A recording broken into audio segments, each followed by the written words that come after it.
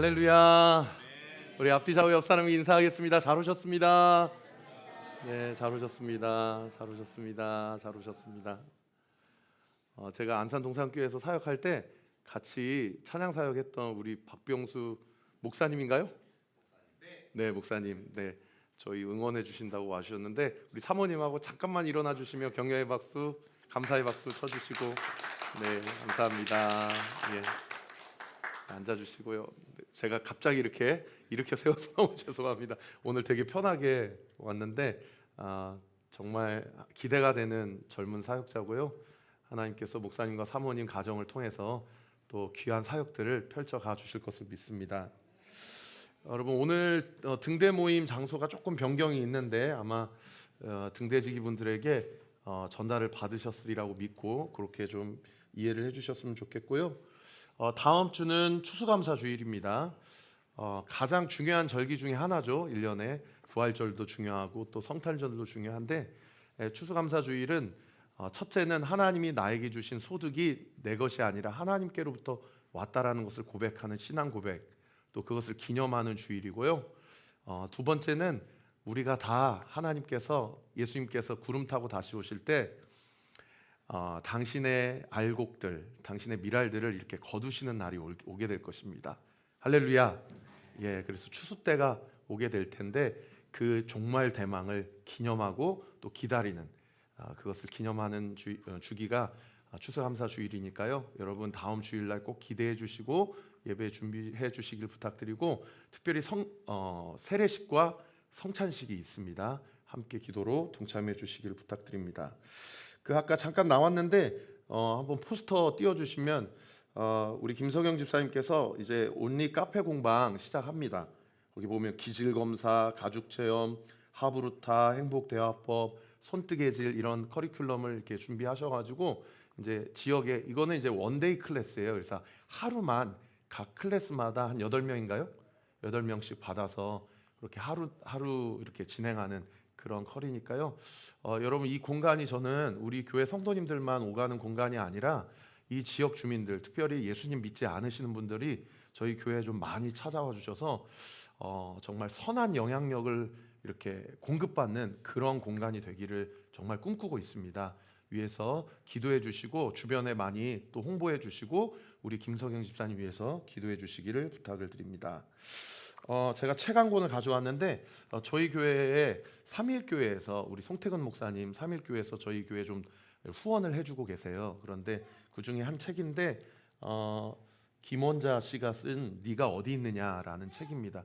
이 책이 한 10권, 한 15권 지금 저기 나가는 오른편에 준비가 돼 있는데 가정당 한 권씩, 한 사람당 한 권씩이 아니라 가정당 한 권씩 좀 가져가셔서 창세기부터 요한계시록까지 우리가 구원받고 영생의 길로 들어서는 순간부터 하나님의 부르심을 잇는 마지막 순간까지 각 구절마다 핵심 구절을 다 인용을 해가지고 내러티브로 쭉 잘 설명해 놓은 초신자들, 특별히 신앙의 기초적인 어떤 메커니즘을 갖추고 싶은 분들에게는 여기 뒤에 보니까 필독서다.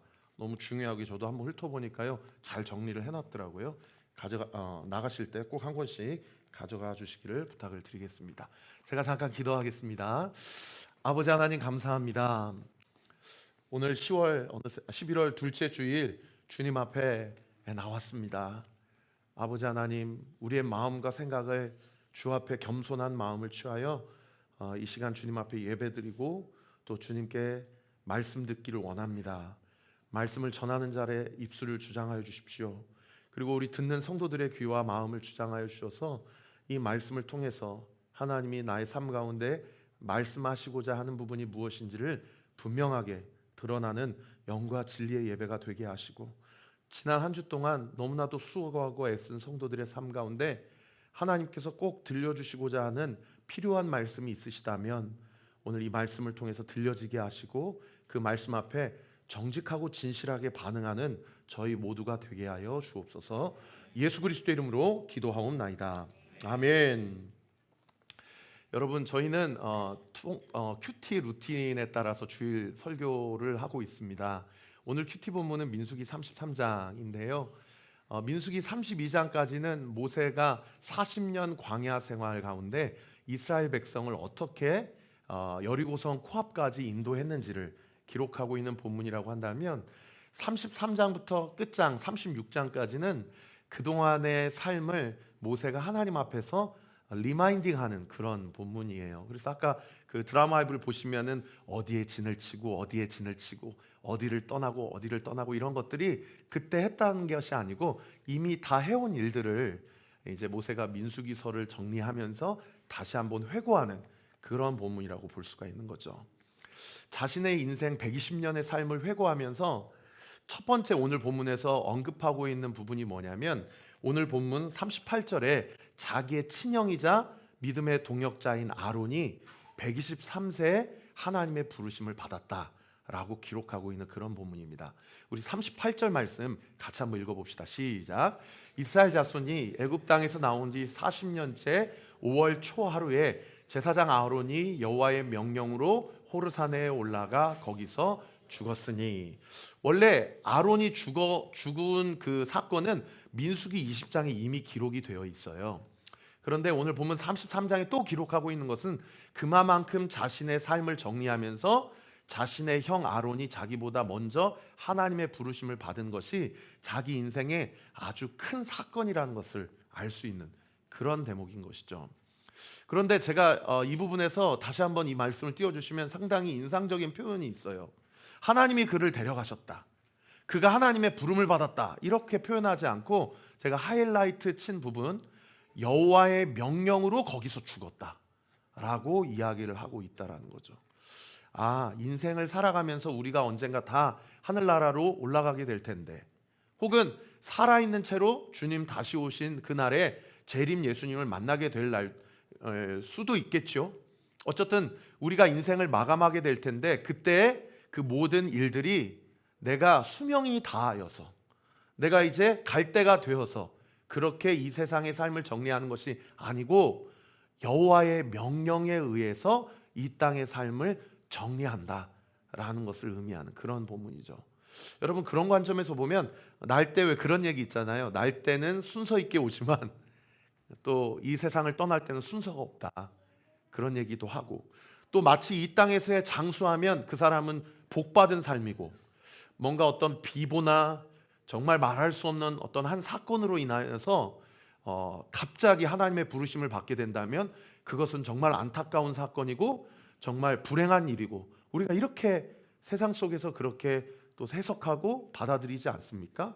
근데 오늘 보면 33장 아론을 데려가셨다라는 표현을 여호와의 명령으로 그가 거기서 죽었다, 호르산에서 죽었다라고 이야기하는 것, 이 관점에서 보면 모든 일들이 A부터 Z까지 하나님의 명령에 의해서 우리의 삶이 그렇게 부름을 받았고, 그렇게 하나님의 명령에 의해서 이제 이 땅의 삶을 정리하는구나 라는 것이 성경이 우리에게 말씀하고 있는 인생에 대한 어떤 세계관이라고 할 수가 있다라는 거죠. 지난 한 주 동안 하나님의 어떤 명령을 받으셨어요? 말씀을 묵상하면서 하나님의 어떤 마음의 찔림을 주셨습니까? 그리고 우리는 또 이번 한 주를 살아가야 됩니다. 그죠? 우리가 이번 한 주 살아갈 때 어떤 하나님의 명령을 받아서 또 살아가야 될까요? 여러분, 우리가 이 관점이 분명하게 우리 안에서 단단하게 이렇게 자리 잡지 않는다면, 여러분, 인생을 살아가면서 잘 돼도 우리의 마음이 불안하고요, 안 되면 자책하거나 하나님을 원망하게 되는 것이 우리의 인생이라는 거예요.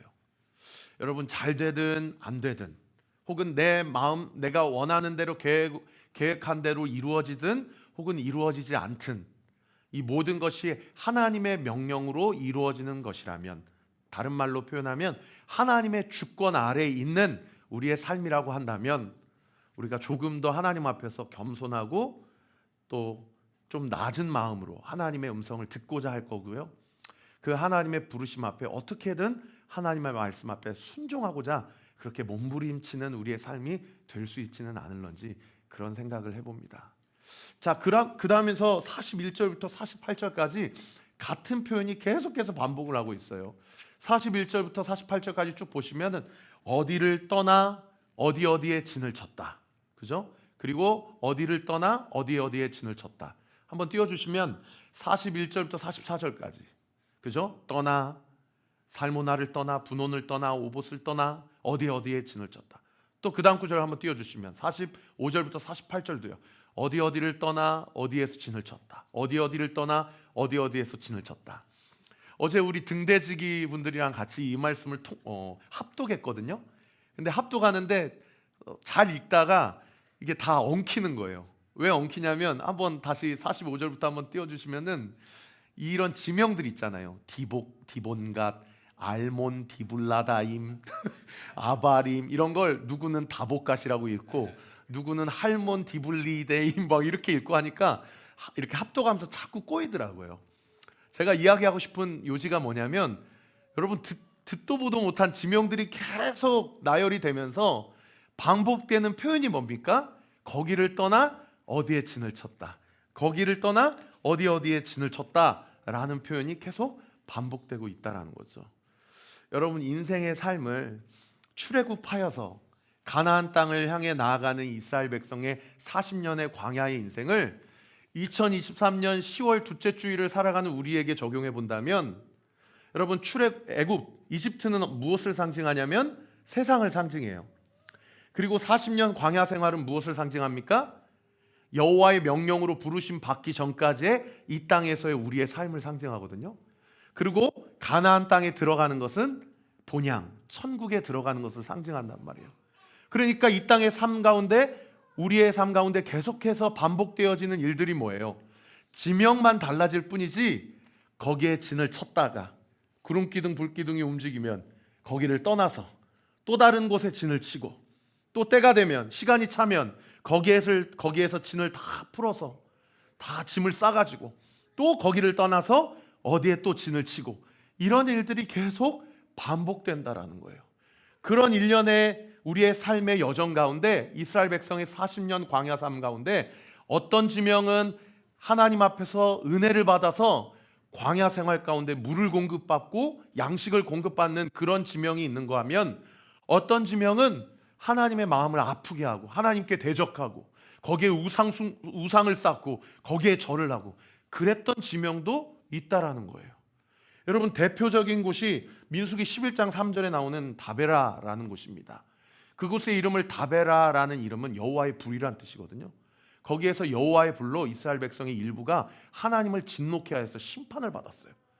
그러니까 그 당시 3500년 전에 무슨 지명이 있었겠습니까? 이스라엘 백성이 그곳을 추억하면서 하나님과 우리와의 관계에서 있었던 일을 그냥 자기들의 언어로 이름을 붙여버린 거예요.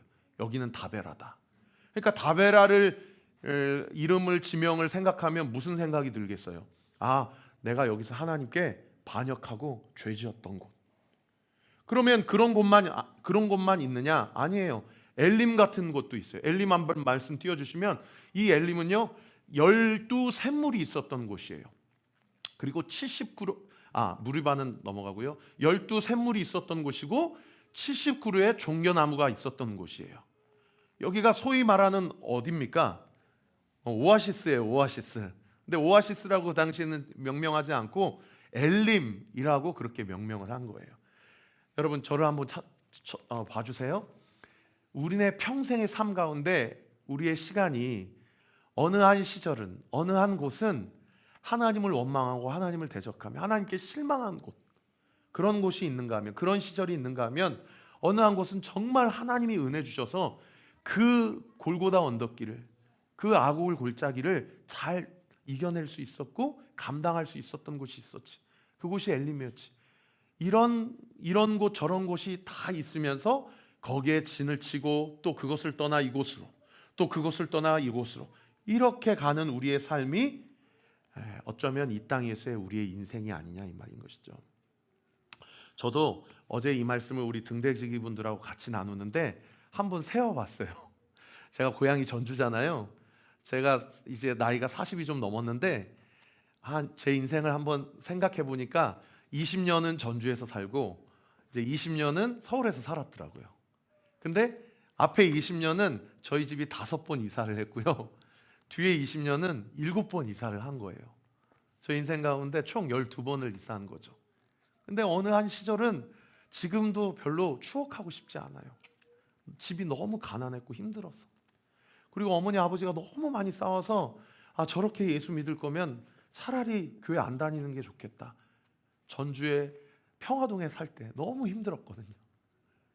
그리고 삼촌동이라는 곳에는 이사 와서는 그곳에서는 하나님이 너무 은혜를 주셨어요. 그 삼촌동 우성 아파트는 저희 가정에 저에게 있어서는 처음으로 제 방이 생긴 아파트예요. 하나님이 은혜를 주신 그런 동네고 그런 지명인 거죠. 어느 효자동에 또 이사 갔을 때는 어떤 일이 있었냐면 저희 어머니가 너무 많이 아팠어요.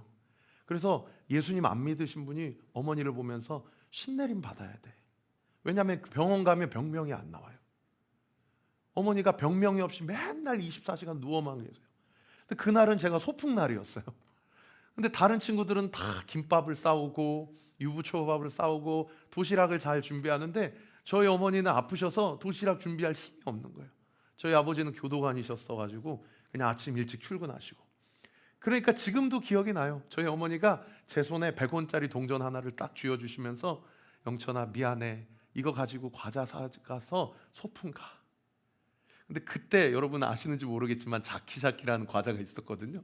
제가 그 자키자키 과자를 지금은 안 먹었어요. 지금도 나오지도 않지만 그때 이후로 안 먹어요. 그 100원짜리 자키자키 과자 하나 들고 소풍을 갔는데 너무 창피해가지고 다른 친구들은 도시락을 다 까먹어서 같이 먹는데 저는 도시락이 없으니까 저기 어디 그 어느 한 산 완산칠봉이라는 어느 그 산으로 갔었는데 거기에서 친구들 없는 곳에서 혼자 그렇게 과자를 먹으면서 그렇게 소풍을 지냈던 기억이 나요.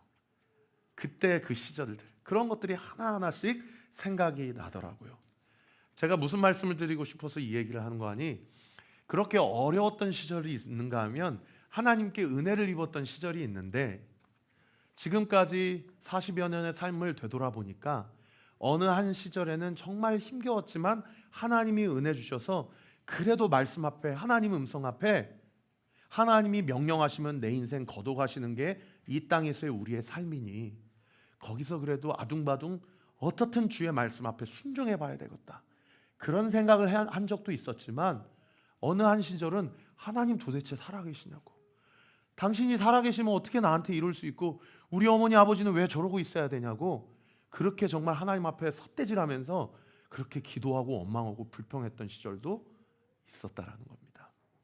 여러분 조금 있다가 식사하시면서 등대 모임을 할 때 첫 번째 동그라미 한번 이 질문 앞에 여러분 한번 나눠보세요. 여러분이 지금까지 살아오시면서 몇 번 이사하셨는지, 그리고 가장 기억에 남는 동네는 어디였고, 아까 제가 말씀드린 대로 내 인생의 엘림은 어디였으며 내 인생의 다베라 또는 무리바라는 곳은 어디였는가 함께 나눠보는 그런 모임이 되시기를 축복합니다. 그런가 하면 두 번째로요, 오늘 본문 51절부터 53절에 어떻든 그런 인생의 삶을 다 정리하고 이제 요단강을 건너면 가나안 땅이거든요. 근데 모세가 요단강을 건너고 죽어요, 건너지 못하고 죽어요? 어렸을 때부터 주일학교 신앙생활 잘 하신 분들 한번 대답해 보세요. 모세는 가나안 땅에 들어갑니까? 못 들어갑니까? 네, 못 들어가거든요. 가나안 땅만 보여주세요. 이제 그게 이번 주 큐티 본문에 쭉 나오거든요. 하나님이 모세에게 너희 후손들 출애굽 세컨 제너레이션이 들어갈 땅들에 대해서 우리말로 표현하면 백두에서 한라까지 쫙 보여주세요. 저는 처음에 그 본문 민수기 34장 본문 묵상할 때 하나님이 모세를 약올리시나?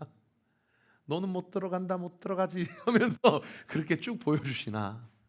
라고 그렇게 오해도 하기도 했었는데 하나님이 당신과 이스라엘 백성 간의 아브라함 이후로부터 맺은 언약과 약속에 대해서 얼마나 신실하신 하나님이신지를 모세에게 분명하게 보여주시고자 어쩌면 그렇게 약속의 땅을 보여주신 것이 아닌가 그런 생각이 들었어요. 근데 어떻든 모세가 죽기 전에 자신은 못 들어가지만 이스라엘 세컨 제너레이션들에 대해서 너희가 앞으로 여호수아를 중심으로 가나안 땅 정복 전쟁을 하게 되고 그 땅에 들어가게 될 때 너희가 그 땅에서 해야 될 일을 오늘 본문 51절부터 53절까지 뭐라고 얘기하는 거 아니? 이렇게 얘기합니다. 너희가 51절에 가나안 땅에 들어가거든, 52절에 특별히 다라는 의미에 여러분 한 번 더 주목해 주세요. 너희가 그 땅에 들어가면 다 몰아내고, 그리고 다 깨뜨리고, 그리고 다 헐어버려라. 이렇게 3단 콤보 다. 너희가 그 땅에 들어가면 다 몰아내고, 다 깨뜨리고, 다 헐어버리고, 그 다음 53절에 뭐라고 얘기해요?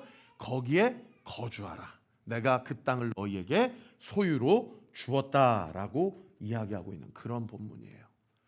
여러분, 이 51절부터 53절까지 보시면 한번 맞춰보세요. 하나님이 이스라엘 백성에게 대하여 하신 일은 무엇입니까? 하나님이 이스라엘 백성에게 하신 일, 사실 다 이스라엘 백성이 해야 될 일이에요. 근데 하나님이 하신 일이 있어요. 53절 하반절에 내가 그 땅을 너희에게 주었다. 그래서 하나님이 하시는 일은 뭐예요? 내가 그 땅을 너희에게 주었다라고 이야기하는 거예요.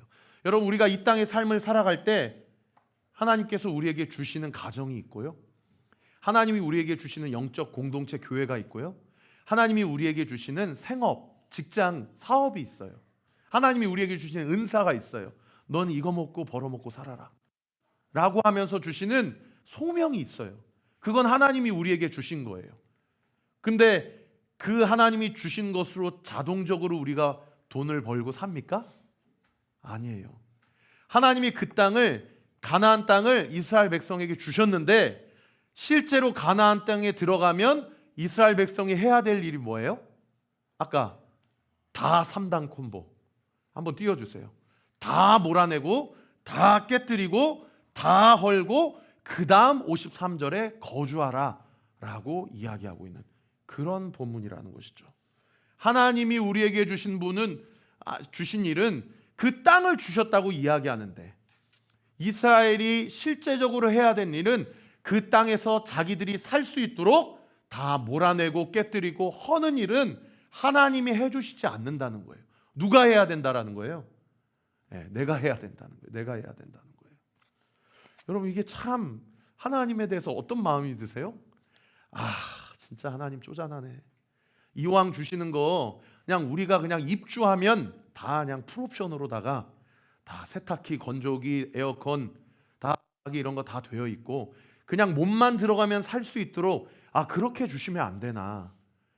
땅 문서는 주셨는데, 계약서는 손에 쥐어 주셨는데, 가서 보니까 세상에 엉뚱한 사람들이 그 아파트에 살고 있는 거예요. 주인이 아닌데 주인 행세하고 있는 거예요. 그러니까 그 사람들 다 몰아내고, 다 청소업체 부르든지 자기가 청소를 하든지 정리를 하고, 다 가구 들여놓고 전자제품 들여놓고 청소하고, 다 옷장에 옷 끼워 놓는 일들은 누가 해야 된다는 거예요? 우리가 해야 된다는 것을 이야기하고 있는 그런 본문이죠. 저는 이 말씀 묵상하면서 어떤 말씀이 생각나냐면요, 하나님이 하신 일이 뭘까 나에 대해서 할 때 로마서 8장 말씀이 생각나더라고요. 로마서 8장 말씀 우리 같이 한번 읽어봅시다. 시작. 자기 아들을 아끼지 아니하시고 우리 모든 사람을 위하여 내주시니가 어찌 그 아들과 함께 모든 것을 우리에게 주시지 아니하겠느냐.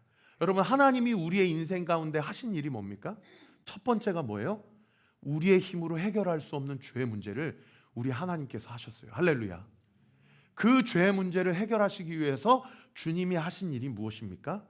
자기의 목숨을 우리를 위해 내어주신 일이에요. 그거는 우리가 할 수 없는 일이에요. 그거는 주님만 하실 수 있는 일이죠. 그러면서 로마서 8장 말씀이 뭐라고 얘기해요?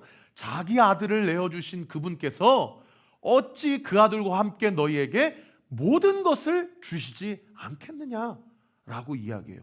여러분, 이 말씀을 우리는 어떻게 해석합니까? 나는 그냥 입만 열고 있으면 하나님이 퍼서 내 입에 넣어주시는구나, 이렇게 해석할 수 있다라는 거예요. 여러분, 아니라는 거예요. 아니라는 거예요. 우리의 힘으로 해결할 수 없는 이 죄 문제를 주께서 해결해 주시기 위해서 주님이 십자가에 달려 돌아가심으로 그 죄의 결과는 사망이다라는 영적 원리를 자신이 몸소 다 감당해 내셨어요. 그럼 우리가 해야 될 일은 뭡니까? 우리가 해야 될 일은 뭐예요? 그 하나님이 하신 일을 믿는 거예요. 믿는 거예요. 예수님이 가는 곳곳마다 병자를 낫게 하세요. 그러니까 원래 예수님을 안 믿어요. 유대교의 열혈 신자이고 심지어 회당장이에요. 회당장이란 얘기는 유대교 교회 담임 목사란 얘기입니다.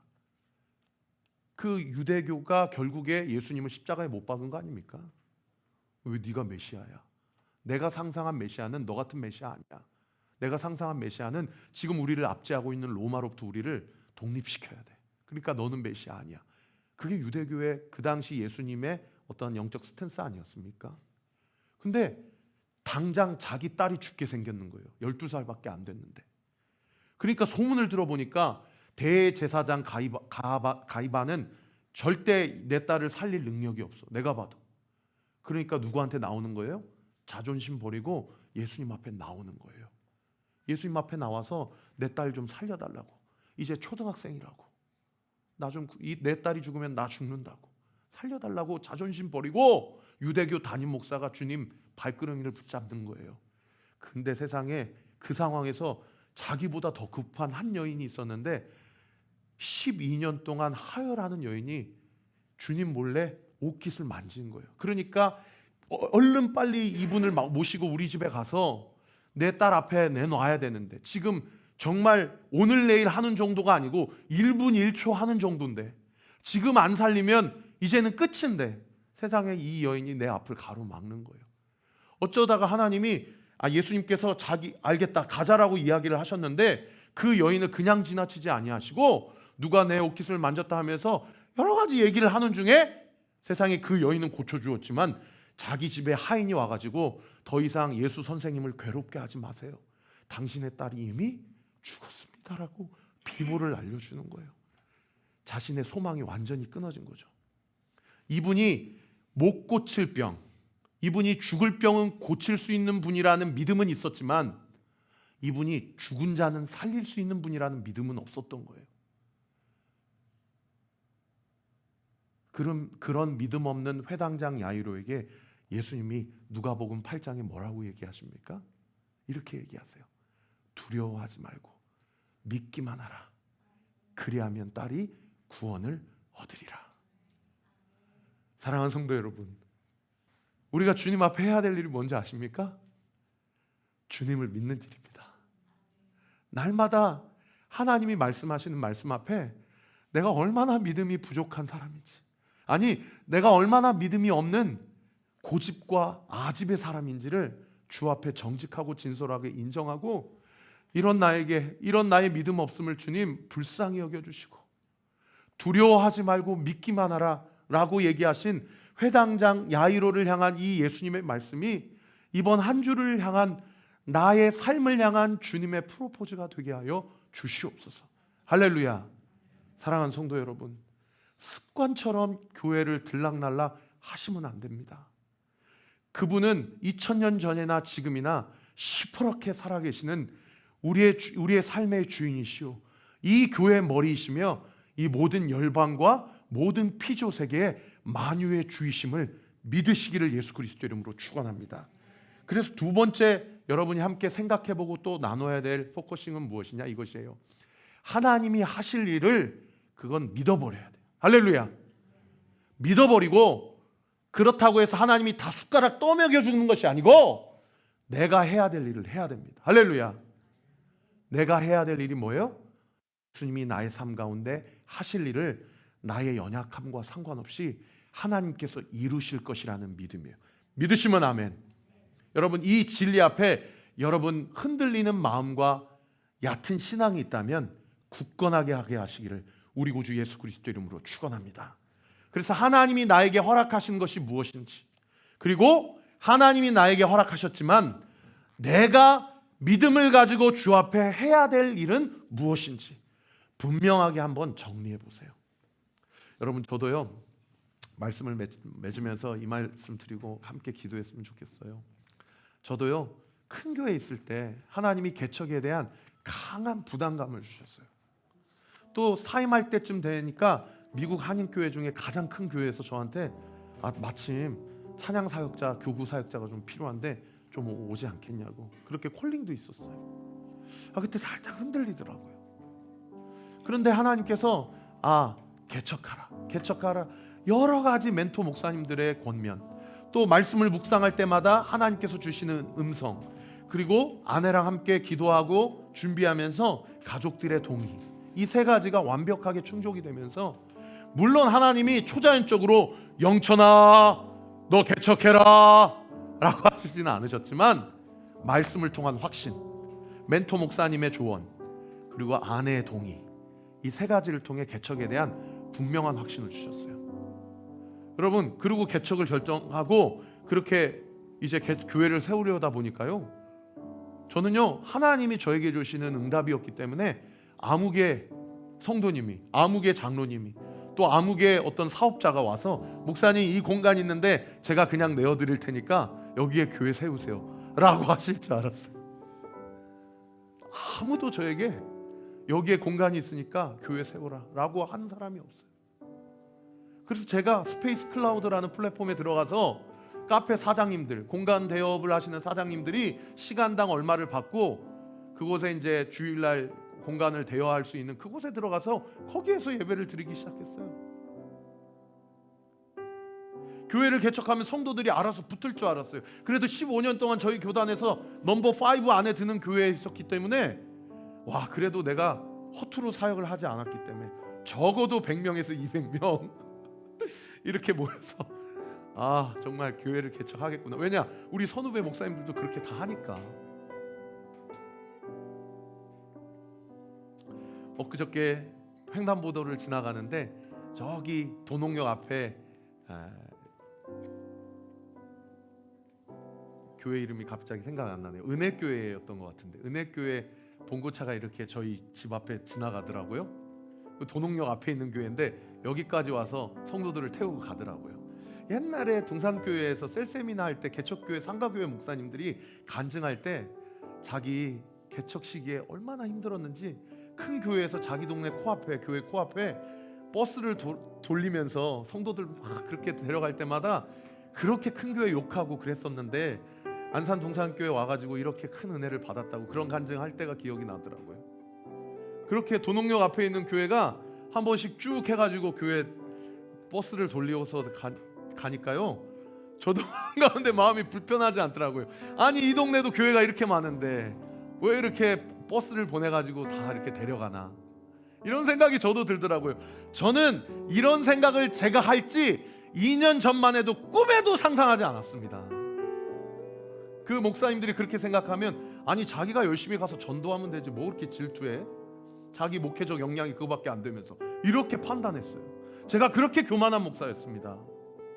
그런데 제가 마침 개척을 하고 상가의 교회를 이렇게 자리를 마련하다 보니까 저도 그런 생각을 하고 있더라고요. 제가 무슨 말씀을 드리고 싶어서 이 얘기를 드린 거 아니, 개척하면 하나님이 다 준비하실 줄 알았어요. 근데 아니에요. 제가 가서 전도를 해야 돼요. 사람을 만나야 돼요. 복음을 전해야 돼요. 매 예배 때마다 이 예배에 홈런 쳐야 된다. 설교를 잘해서 다른 교회 갔더니 이 교회가 훨씬 낫다 그래서 한 사람이라도 붙잡아야 된다라는 그 영적 부담감이 제 안에 얼마나 많은지 몰라요. 그런데 그럴 때마다 하나님이 저에게 뭐라고 얘기하시는지 아세요? 내가 할 일은 내가 할 테니 너는 네가 할 일을 해라. 할렐루야. 하나님이 다 해주지 않으시더라고요. 사랑하는 성도 여러분, 여러분의 지난 살아온 삶 가운데 하나님이 여러분의 삶 속에서 하신 일은 무엇입니까? 그리고 여러분이 하나님이 아무리 도와주시더라도 우리 각자가 해야 될 일은 또 무엇입니까? 우리 이 찬양 하나님 앞에 올려드리면서 거친 두리를 걸어갈 때도 주님이 나와 함께 하신다. 하나님이 하실 일들은 하시고, 예수님이 말씀하셨던 것처럼 아버지께서 일하시니 나도 일한다. 할렐루야.